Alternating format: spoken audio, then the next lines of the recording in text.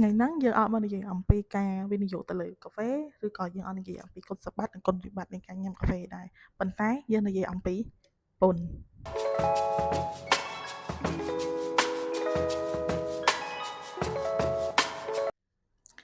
កាហ្វេមួយកែវកំពុងនៅក្នុងដៃរបស់ខ្ញុំមួយហ្នឹងគឺត្រូវបានបង់ពន្ធជូនរដ្ឋចំនួន10%ដែលពន្ធប្រភេទមួយនេះគេហៅថាពន្ធអាករលើតម្លៃបន្ថែម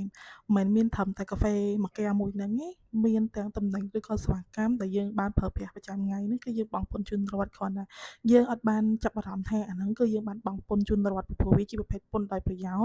ហើយពន្ធប្រភេទមួយហ្នឹងគឺត្រូវបានប្រមូលគ្រប់ដំណាក់កាលនៃការប្រើប្រាស់នៅតំណែងនិងសេវាកម្មនៅក្នុងស្រុកខ្មែររបស់យើងហេតុផលមួយហ្នឹងគឺជាការប្រមូលនៅគ្រប់ដំណាក់កាលនៃការផ្គត់ផ្គង់តំណែងឬក៏សេវាកម្មអញ្ចឹងអ្នកដែលប្រើប្រាស់ចុងក្រោយគឺជាអ្នកដែលទទួលបន្ទុកទៅលើប្រភេទចំណាយពន្ធមួយហ្នឹងព្រោះគាត់ទិញហើយគាត់អត់យកទៅលក់បន្តគាត់ប្រើប្រាស់ធំខ្លួនគាត់អញ្ចឹងចំណាយមួយហ្នឹងគឺត្រូវបានខ្លាចជាបន្ទុករបស់គាត់